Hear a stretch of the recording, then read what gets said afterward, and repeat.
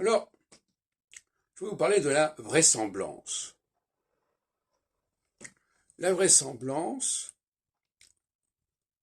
on connaît cette fameuse formule qui est un sujet de rédaction classique. Le vrai n'est pas toujours vraisemblable. Mais bon, la vraisemblance, il faut avoir un certain sens de la vraisemblance, qui d'ailleurs se rapproche un petit peu de la notion de bon sens. Quand on vous raconte des choses que vous considérez comme invraisemblables, vous avez le droit de vous poser des questions, et d'exprimer certains doutes.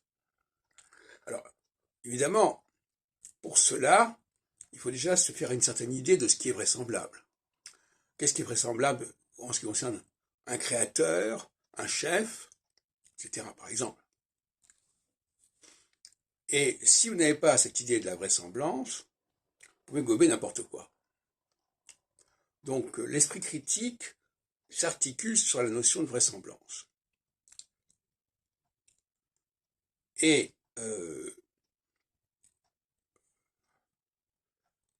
pour moi, il est clair que dans un certain nombre de cas, c'est comme ça que ça s'est passé.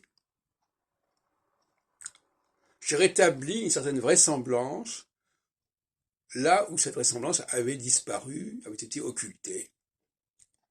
Et cette vraisemblance, elle a une valeur universelle en quelque sorte, à la fois dans le temps et dans l'espace. C'est-à-dire que les choses se déroulent grosso modo toujours de la même manière. Et quand ça n'est pas le cas, c'est qu'on est dans